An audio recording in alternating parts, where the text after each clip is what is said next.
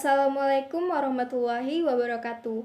Halo, perkenalkan, saya Siti Nurhanisa Siregar dari kelas B, Program Studi Pendidikan Guru Sekolah Dasar Fakultas Keguruan dan Ilmu Pendidikan Universitas Riau. Video ini saya buat demi memenuhi ujian tengah semester saya pada mata kuliah Konsep Dasar IPA Biologi, di mana dosen pengampunya adalah Bapak Mahmud Al-Pusari, SPD MPD.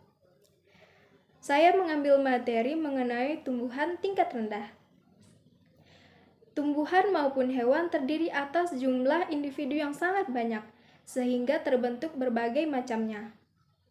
Terdapat perbedaan sehingga secara keseluruhan tampak adanya keanekaragaman yang cukup besar, ditambah dengan jenis-jenis yang terdapat variasi yang meliputi perbedaan ukuran, bentuk tubuh, pola warna, dan jenis kelamin. Tingkat takson setiap keanekaragaman tumbuhan sangat penting, karena tanpa adanya tingkat takson, maka manfaat sistem klasifikasi tidak diperoleh. Tumbuhan tingkat rendah merupakan kelompok tumbuhan yang berstruktur tubuh dan perkembangan organ tubuhnya masih sangat sederhana. Meskipun sebagian ada yang memiliki organ seperti batang, akar, dan daun, namun bukan merupakan organ sejati. Tumbuhan yang tidak memiliki bunga dan jaringan bukan termasuk organ sejati. Tumbuhan tersebut tidak memiliki bunga dan jaringan pembuluh angkut, sehingga penyampaian materi di dalam tubuh dilakukan dengan cara difusi. Tumbuhan tingkat rendah terbagi menjadi 4 macam, yaitu tumbuhan belah atau schizophyta, tumbuhan talus atau talophyta, tumbuhan lumut atau bryophyta, dan tumbuhan paku yaitu pteridophyta. Nah, pada video kali ini, saya akan membahas tentang tumbuhan tingkat rendah paku-pakuan atau pteridophyta. Sebelumnya, teman-teman pasti penasaran dong, apa sih tumbuhan paku atau pteridophyta itu? Tumbuhan paku atau pteridophyta berasal dari kata pteris yang artinya bulu burung dan pita yang artinya tumbuh. Maka jika kita satukan, maka artinya yaitu tumbuhan yang daunnya seperti bulu burung. Tumbuhan paku merupakan tumbuhan peralihan antara tumbuhan bertalus dengan tumbuhan berkormus, karena sifat dan bentuk yang dimiliki oleh tumbuhan paku antara lumut dengan tumbuhan tingkat tinggi. Jika dilihat dari habitus dan cara hidupnya, pteridophyta sangat heterogen. Jenis pteridophyta berdasarkan habitusnya ada yang berukuran kecil dengan daun-daun kecil dan berstruktur sederhana, dan ada juga yang berukuran besar dengan ukuran daun besar mencapai 2 meter atau lebih dan memiliki struktur rumit. Untuk morfologi pteridophyta sendiri adalah rimpang yang tegak, menjalar panjang, dan menjalar pendek. Daun dari pteridophyta kebanyakan tunggal atau monomorfik dan jarang yang dimorfik. Kebanyakan pteridophyta biasanya dicirikan pertumbuhan pucuknya yang melingkar. Daunnya terdapat spora yang menempel secara teratur dalam barisan dan ada juga yang menggerombol atau menyebar. Berdasarkan poros bujurnya, embrio pteridophyta dapat dibedakan menjadi kutub atas dan kutub bawah. Kutub atas berkembang membentuk rimpang dan daun, sedangkan kutub bawah membentuk akar. Pteridophyta merupakan tumbuhan yang berpembuluh atau sudah memiliki jaringan polem dan silem, yang berarti tumbuhan paku termasuk golongan divisi pteridophyta di mana anggotanya telah jelas memiliki kormus. Jenis tumbuhan paku bersifat kosmopolit, yaitu dapat tumbuh di mana-mana mulai dari dataran rendah hingga dataran tinggi atau terestrial. Ada yang hidup di permukaan atau hidrofit, bahkan ada yang hidup menumpang tumbuhan lain atau epifit. Tumbuhan epifit adalah tumbuhan yang menempel pada tumbuhan lain, hanya menopang terhadap tumbuhan lain dan tidak menimbulkan akibat apa-apa terhadap inangnya. Epifit ini berbeda dengan parasit, karena epifit memiliki akar untuk menghisap air dan nutrisi. Tumbuhan epifit sudah mampu menghasilkan makanannya sendiri. Reproduksi yang terdapat pada pteridophyta ada 2 macam. Yang pertama, secara vegetatif, yaitu stolon yang menghasilkan gema atau tunas. Reproduksi yang kedua secara generatif dengan melalui pembentukan sel kelamin jantan dan betina oleh antheridium yang menghasilkan spermatozoid dan archegonium yang menghasilkan ovum. Nah, di sini saya sudah memiliki beberapa objek dan saya akan menjelaskan bagian tubuh paku-pakuan menggunakan objek-objek ini. Baik, yang pertama adalah akar. Sistem perakaran Pteridophyta adalah serabut. Biasanya terjadi karena akar yang keluar pertama kali tidak bersifat dominan, sehingga akar lain yang keluar dari batang menyusul dan menjadi akar serabut. Contohnya seperti ini. Bisa dilihat ya. Nah, lalu pada tumbuhan paku Siyati, sejumlah akar berada dekat dengan dasar batang yang berfungsi untuk kestabilan. Fungsi rambut-rambut akar tumbuhan paku biasanya untuk menyerap air dan garam mineral yang berada dalam tanah. Nah, jika teman-teman penasaran bagaimana sih bentuk rambut-rambut pada akarnya, bentuknya kurang lebih seperti ini. Kelihatan tidak? Seperti ini ya. Nah, lalu yang kedua yaitu batang. Batang Pteridophyta itu bermacam-macam. Ada yang pendek, ada yang panjang, ada yang merambat atau memanjat. Batang tumbuhan paku dikotom atau bercabang-cabang menggarpu. Biasanya cabang-cabang baru itu nggak tumbuh dari ketiak daun, melainkan tumbuh dari akar rimpang, akan membentuk tunas baru untuk memperluas wilayahnya dan setiap batangnya memiliki banyak daun. Nah, seperti akar yang tadi saya contohkan seperti ini. Dia membentuk tunas baru dan bukannya dari ketiak daun pada pohon pada umumnya. Selain pada paku ini, itu juga terjadi pada tumbuhan yang ini, pada tumbuhan paku satu ini. Walaupun bentuk akarnya itu berbeda, tapi cara kerjanya itu sama dengan yang saya jelaskan barusan. Nah, lalu yang ketiga adalah daun. Daun muda pada tumbuhan paku itu biasanya melingkar, menggulung. Seperti ini. Lihat kan? Daun Pteridophyta ini biasanya terdiri dari dua bagian, yaitu tangkai dan helai daun. Ini adalah helai daun, dan ini adalah tangkai. Helaian daun pada umumnya majemuk, akan tetapi ada yang bentuknya tunggal. Helaian daun ada dua macam, yaitu fertil dan infertil. Kebanyakan daun fertil pada tumbuhan paku terdapat spora yang menempel pada sisi bawah daun. Contohnya seperti ini. Bisa dilihat jika pada bagian bawah daun ini terdapat spora. Daun memiliki bermacam-macam bentuk, ukuran, dan susunannya. Jika dilihat dari ukuran, daun tumbuhan paku itu dibedakan menjadi dua. Yang pertama itu mikrofil dan yang kedua itu makrofil. Mikrofil adalah daun-daun kecil berupa rambut atau sisik yang tidak bertangkai dan tidak bertulang. Daun mikrofil belum bisa dibedakan antara epidermis, mesofil, dan tulang daun. Pada makrofil, merupakan daun-daun besar yang sudah dapat dibedakan antara tangkai daun, daging daun, yang terdiri atas jaringan tiang dan bunga karang.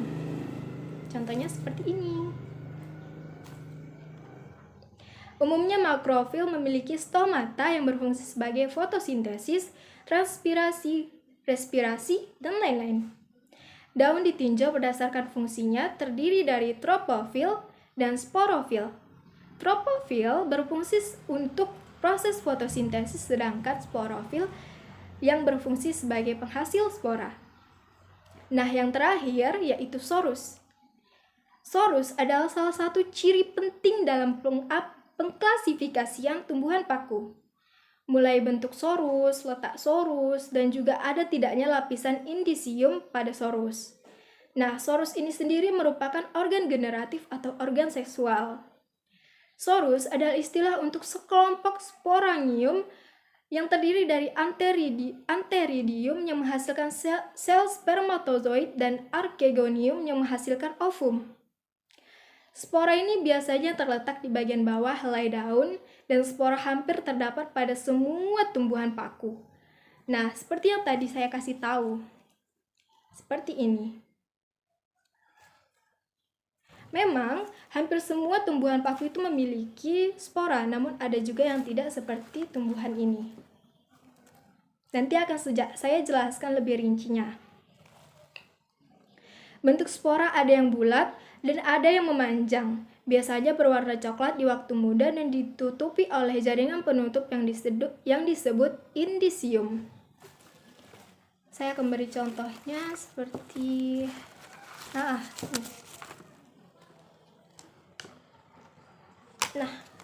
ini. Di sini terlihat jelas ya kalau sporanya itu berwarna coklat melingkar.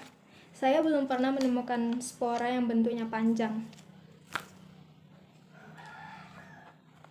Yang berikutnya, saya menemukan beberapa Pteridophyta yang saya temukan di sekitar tempat tinggal saya, tepatnya di pohon kelapa sawit.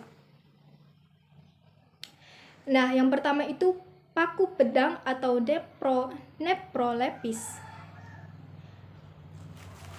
Ini dia.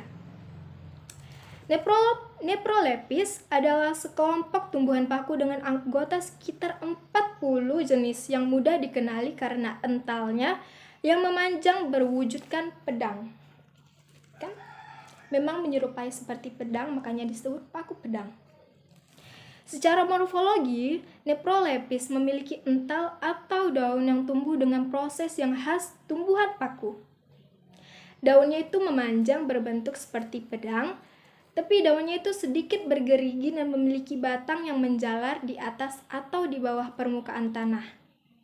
Beberapa anggotanya adalah tanaman hias populer. Beberapa lainnya dapat menjadi gulma yang mengganggu produksi dan sanitasi perkebunan. Jenis-jenis yang cukup dikenal adalah Nephrolepis biserata, Nephrolepis hirsutula, Nephrolepis cordifolia, dan Nephrolepis exaltata yang biasa dijumpai di batang-batang palem di kebun atau hutan, atau di kebun kelapa sawit. Nah, di Indonesia sendiri dan daerah tropis lainnya, Nephrolepis remeh dijumpai di rumah-rumah atau kebun. Tumbuhan ini remeh beradaptasi karena bersifat epifit dan mempunyai rimpang yang tahan kering yang menjalar kemana-mana. Tadi saya sudah jelaskan kan epifit itu apa? Epifit adalah cara hidup yang menumpang pada tumbuhan lain. Nephrolepis ini berdaun fertil atau steril. Ada pula yang memiliki keduanya. Seperti ini.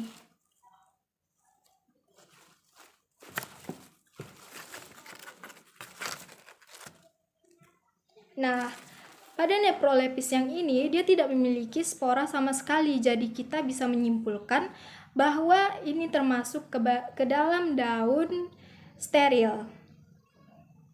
Bisa dilihat ya.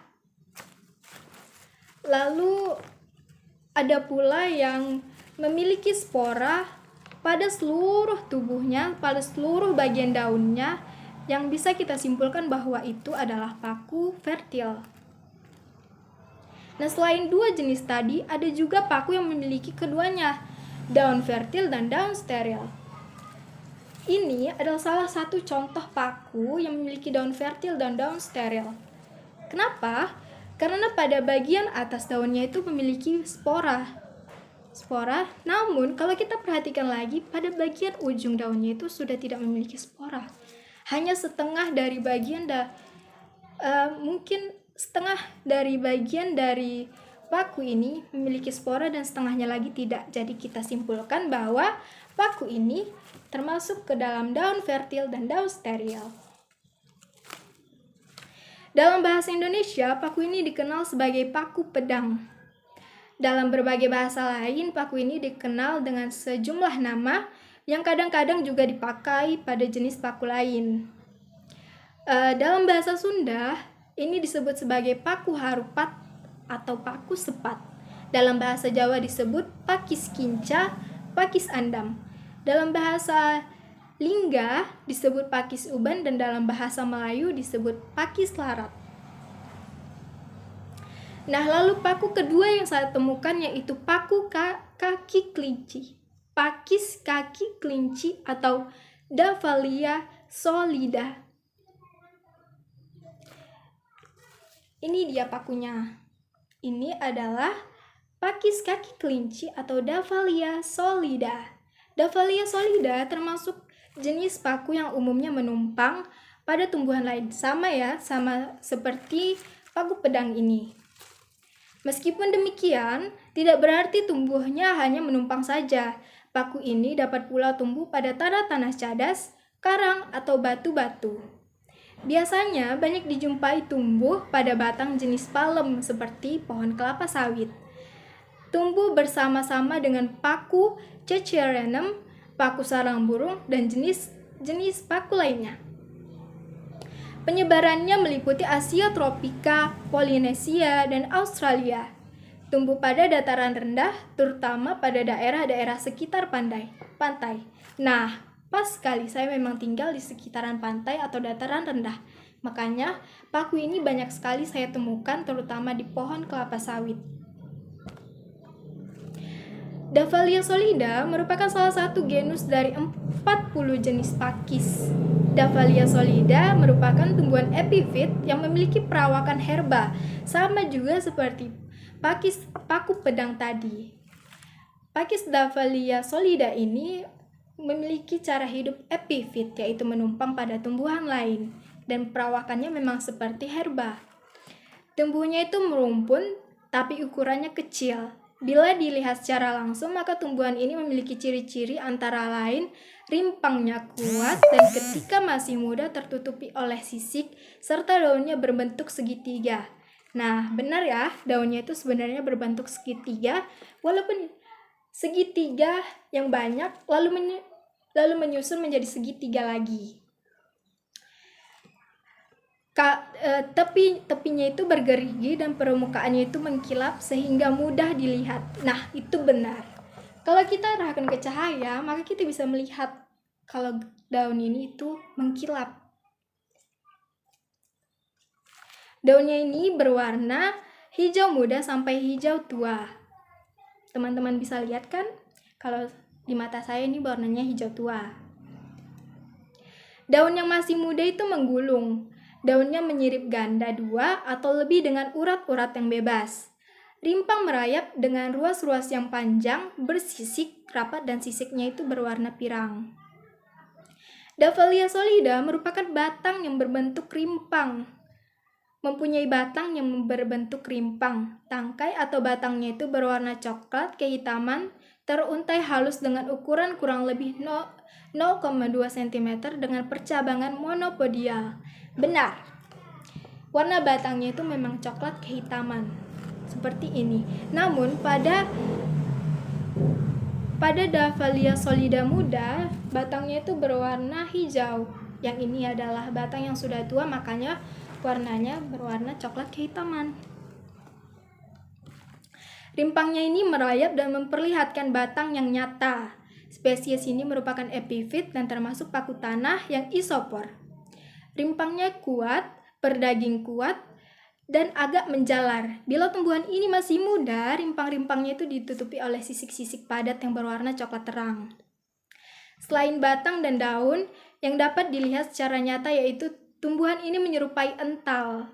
Ental berbentuk panjang dan berjumbai serta menyirip. Nah, pada tangkai ental ini berwarna coklat gelap dan mengkilap, mempunyai indisidium berbentuk corong. Dengan indisidium ini berada pada bagian dasar dan berbentuk seperti cangkir. Davallia solida kan mempunyai rimpang yang kuat, berdaging kuat, dan agak menjalar.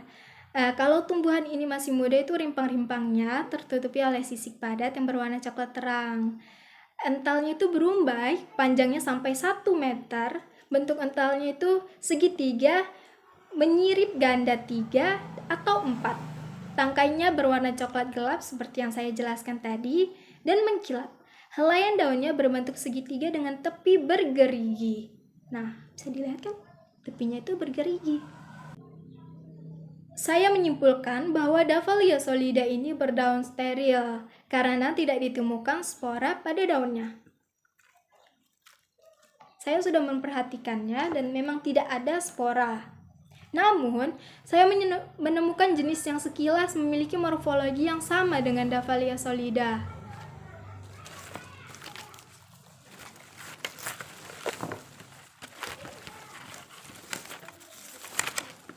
Nah, ini dia.